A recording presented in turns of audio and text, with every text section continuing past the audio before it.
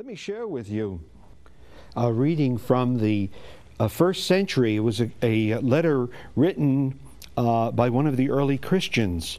It's called A Letter to Diognetus. It's very, very interesting. It says, Christians are indistinguishable from other men either by nationality, language, or customs. Yet there is something extraordinary about their lives. They live in their own countries as though they were only passing through. They play their full role as citizens, but labor under all the disabilities of aliens. Any country can be their homeland, but for them, their homeland, wherever it may be, is a foreign country.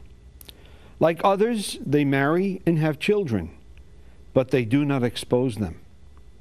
They share their meals, but not their wives. They live in the flesh, but are not governed by the desires of the flesh. They pass their days upon earth, but they are citizens of heaven. Obedient to the laws, they live on a level that transcends the law. Christians love all men, but all men persecute them. Condemned because they are not understood, they are put to death, but raised to life again. They live in poverty, but enrich many. They are totally destitute, but possess an abundance of everything. They suffer dishonor, but that is their glory. They are defamed, but vindicated. A blessing is their answer to abuse, deference their response to insult. For the good they do, they receive the punishment of malefactors, but even then they rejoice, as though receiving the gift of life. They are attacked by the Jews as aliens. They are persecuted by the Greeks. Yet no one can explain the reason for this hatred. To speak in general terms, we may say that the Christian is to the world what the soul is to the body.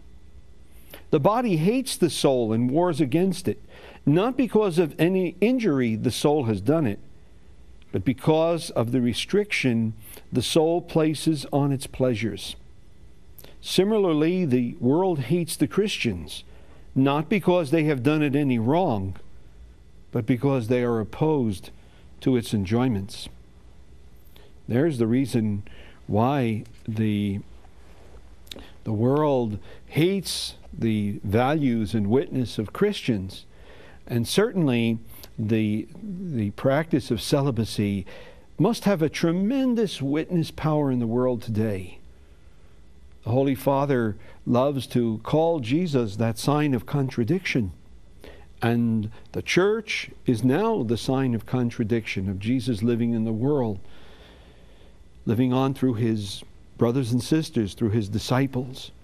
And what we do, the way we live, must be a sign to the world. Didn't our Lord say, by this sign shall all men know you are my disciples, by the love you have for one another? And so the way we live, we reflect Christ into the world. And some will accept this, some will reject it, just as some accepted Jesus and some rejected him. And that's why he became a sign of contradiction.